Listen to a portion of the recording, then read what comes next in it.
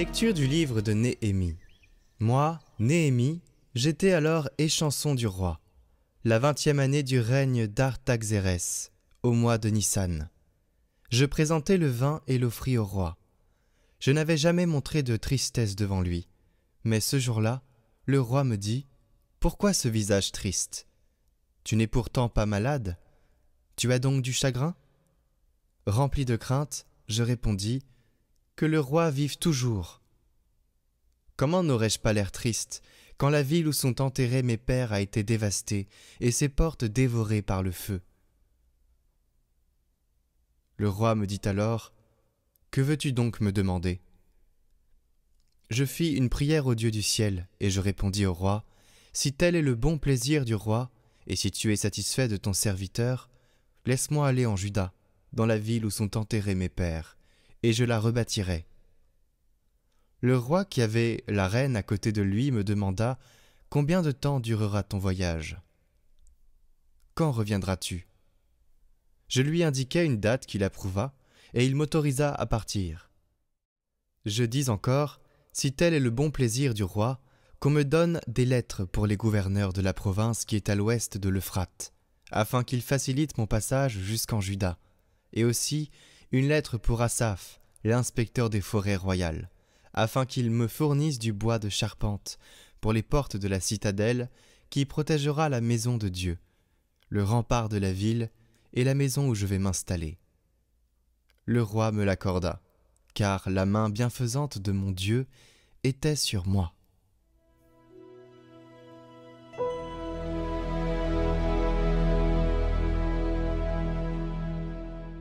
Que ma langue s'attache à mon palais, si je perds ton souvenir. Au bord des fleuves de Babylone, nous étions assis et nous pleurions, nous souvenant de Sion. Au sol des alentours, nous avions perdu nos harpes. C'est là que nos vainqueurs nous demandèrent des chansons, et nos bourreaux des airs joyeux. Chante-nous, disait-il, quelques chants de Sion. Comment chanterions-nous un chant du Seigneur sur une terre étrangère? Si je t'oublie, Jérusalem, que ma main droite m'oublie. Je veux que ma langue s'attache à mon palais, si je perds ton souvenir, si je n'élève Jérusalem au sommet de ma joie. Que ma langue s'attache à mon palais, si je perds ton souvenir.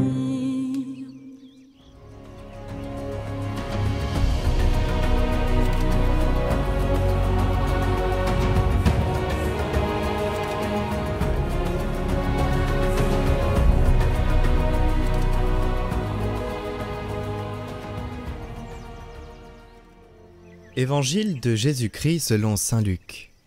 En ce temps-là, en cours de route, un homme dit à Jésus « Je te suivrai partout où tu iras. » Jésus lui déclara « Les renards ont des terriers, les oiseaux du ciel ont des nids, mais le Fils de l'homme n'a pas d'endroit où reposer la tête. » Il dit à un autre « Suis-moi. » L'homme répondit « Seigneur, permets-moi d'aller d'abord enterrer mon père. » Mais Jésus répliqua « Laisse les morts enterrer leurs morts.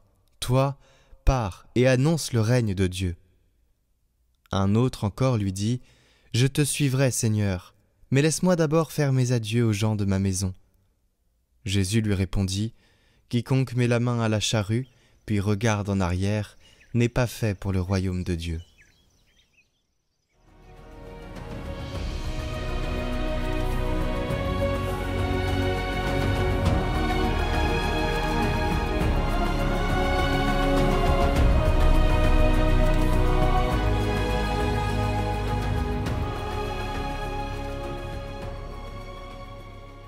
Les paroles de Jésus dans l'évangile de ce jour sont rudes. Laisse les morts enterrer leurs morts. Et celui qui met la main à la charrue et qui regarde en arrière n'est pas fait pour le royaume de Dieu. Elles semblent dures à nos oreilles. Elles sont, en réalité, un appel à la radicalité de l'amour. Jésus n'écrase pas nos liens familiaux ni nos responsabilités. Il nous enseigne que devant l'appel de Dieu, rien ne doit primer. L'urgence du royaume réclame de ne plus vivre, comme si la mort avait le dernier mot. Sainte Thérèse de l'Enfant Jésus, que nous fêtons aujourd'hui, en est un exemple éclatant. Dès son adolescence, elle a choisi de tout quitter, de ne pas regarder en arrière pour suivre Jésus dans la petite voie. Benoît XVI écrivait d'elle qu'elle avait fait de sa courte existence un hymne à la confiance totale et filiale en l'amour de Dieu. Sa spécialité est là, faire des choses ordinaires, dans l'obscurité, mais avec un amour total, sans calcul, sans nostalgie. Elle nous montre qu'il est possible de ne plus être paralysé par le passé, ni par les peurs, mais de vivre chaque instant comme une offrande. Et la première lecture du livre de Néhémie nous montre un geste très simple qui est caché dans le récit. Avant de répondre au roi, Néhémie fit une prière au Dieu du ciel. Cela semble anodin, mais c'est toute une leçon de vie spirituelle. Quand on met le Seigneur au devant de nos décisions, au devant du choix que la vie va nous amener à avoir, eh bien, tout se passe selon son plan. Le tout est de se poser la question avant. Est-ce que c'est moi qui mène la barque? Ou est-ce qu'on préfère que ce soit quand même Dieu qui la mène, cette barque? Parce que Néhémie ne se lance pas seul, il demande d'abord. Il ne se fie pas à sa propre stratégie, mais au bon plaisir de Dieu. C'est exactement l'attitude de Thérèse au Carmel. Avant chaque geste, avant chaque parole, elle regarde Jésus et lui parle dans le secret. Cette attitude que vous devez bien comprendre, à appliquer dans vos vies, transforme les tâches les plus banales en semences du royaume. Et ça, toute la vie des saints le montre. Ce que Néhémie fait pour Jérusalem, nous avons à le faire pour nos vies. Préparer nos projets à Dieu, lui demander sa main sur nous.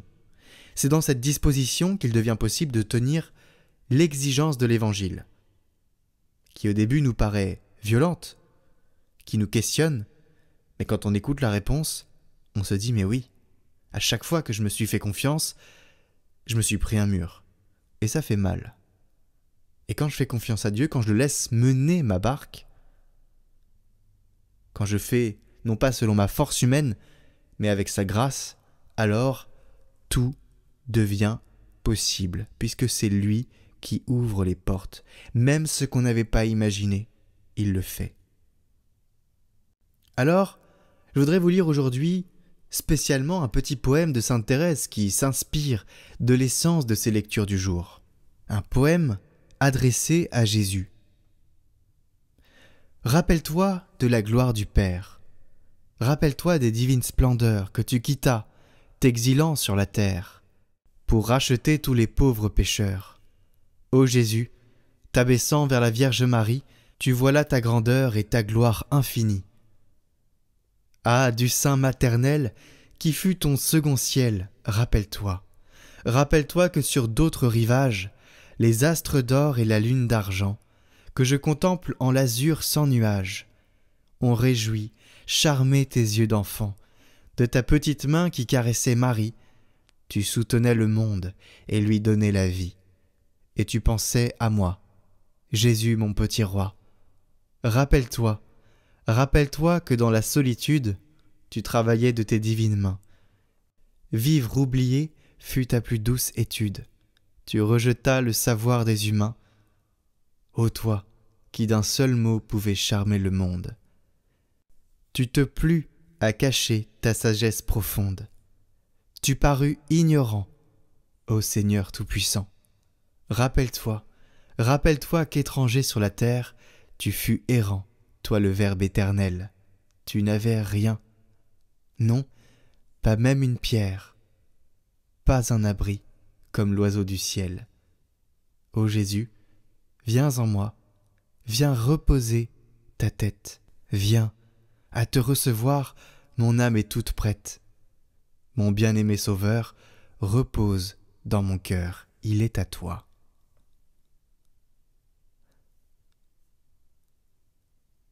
Ce poème que vous venez d'entendre de Sainte Thérèse, qui s'adresse à Jésus, est une contemplation de l'abaissement de Jésus. Elle nous fait entrer dans ce paradoxe. Celui qui soutient le monde a connu l'exil, la pauvreté, l'incompréhension. Et nous, sur terre, nous voudrions vivre dans la gloire, dans le faste, dans le beau, dans le luxe. Mais Jésus nous a montré un autre chemin. Et cela n'est pas à prendre au pied de la lettre, mais à considérer dans les actions de nos vies, c'est-à-dire où nous mettons la priorité.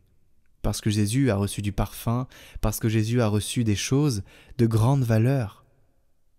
Mais il ne les a pas pris pour lui comme aurait pu le faire un roi. Et c'est dans la même ligne que Sainte Thérèse s'inscrit. Elle a vécu jusqu'au bout la kénose de Jésus, dans la nuit de la foi, c'est-à-dire là où on ne ressent plus rien, et la pauvreté intérieure. Elle a persévéré dans l'amour comme Jésus. Elle n'a pas eu où reposer la tête, mais elle lui a préparé en son cœur un refuge. Cette cohérence intérieure lui a permis de ne jamais regarder en arrière, même dans la maladie, parce qu'elle était malade, non seulement psychologiquement, mais aussi dans son corps. Et aussi dans la nuit spirituelle, elle a pu continuer sans regarder en arrière.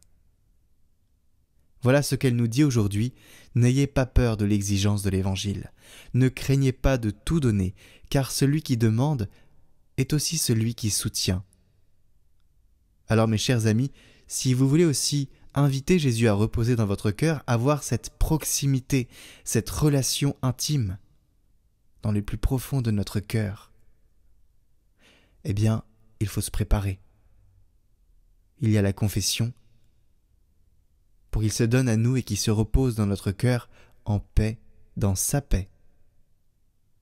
Lui qui nous a sauvés. Seigneur Jésus, comme tu l'as fait pour Thérèse et pour Néhémie, viens orienter nos désirs et nos choix. Apprends-nous à prier avant d'agir, à ne plus regarder en arrière, à te préparer une demeure dans nos cœurs. Sainte Thérèse de l'Enfant Jésus, toi qui as dit que tu répandrais des roses sur la terre pour faire le bien quand tu seras au ciel, nous te prions pour recevoir ces roses. Priez pour nous, Sainte Thérèse de Lisieux. Rien que pour aujourd'hui, viens régner en mon cœur et sois mon doux appui, mon Seigneur.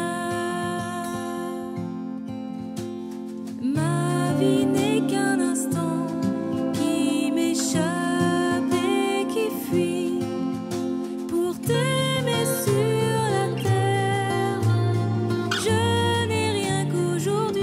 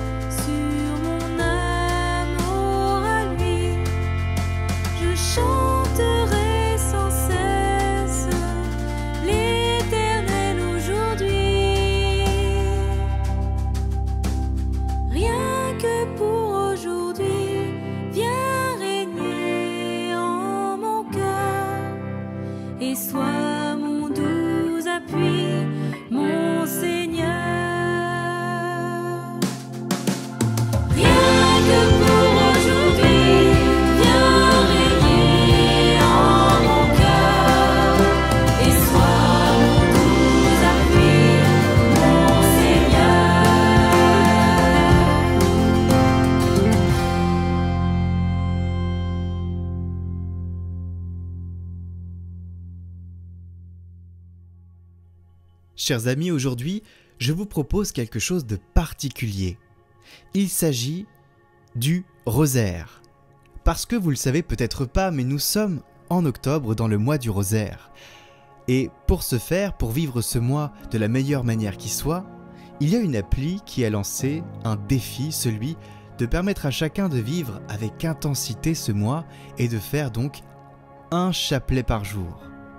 Mais ne vous inquiétez pas, cela ne dure pas très longtemps, parce qu'en réalité, vous faites ce chapelet avec d'autres personnes. Un chapelet, c'est 5 dizaines, et donc, il vous propose de faire un rosaire entier, en quelque sorte, avec la prière du rosaire, avec une application, et vous faites une dizaine. Et 4 autres personnes font les autres dizaines.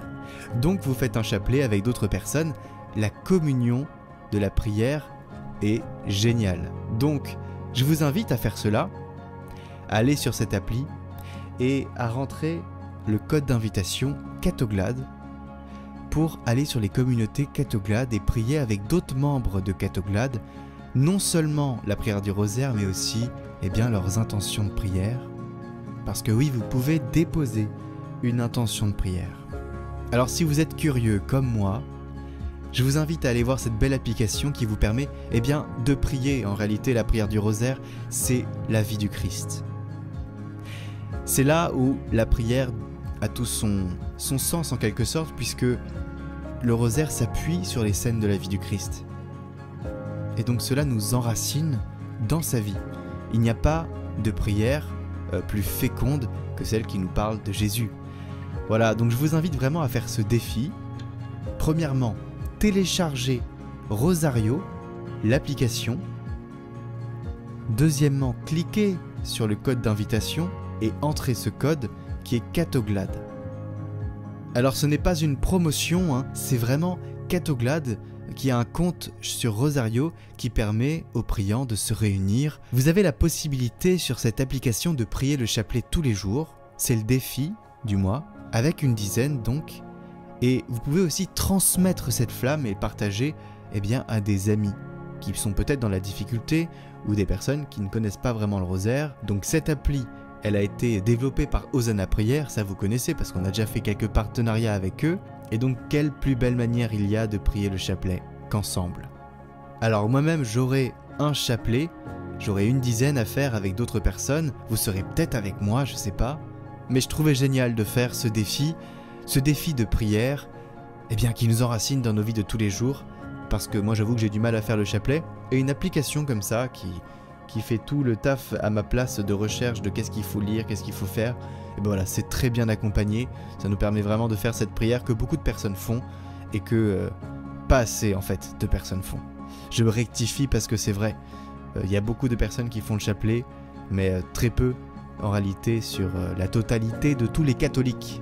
Alors rendez-vous sur cette application qui s'appelle, je le rappelle, Rosario, avec le code d'invitation Catoglade pour entrer dans notre communauté et prier les uns pour les autres, les uns avec les autres, et d'avoir les bénéfices de cette prière qui sont la paix. La paix, la joie, et puis l'enracinement dans la vie du Christ, pour nous rappeler tous les jours ce qu'il a fait pour nous. Amen. Alors retrouvez le lien de cette application en haut à droite ainsi qu'en description.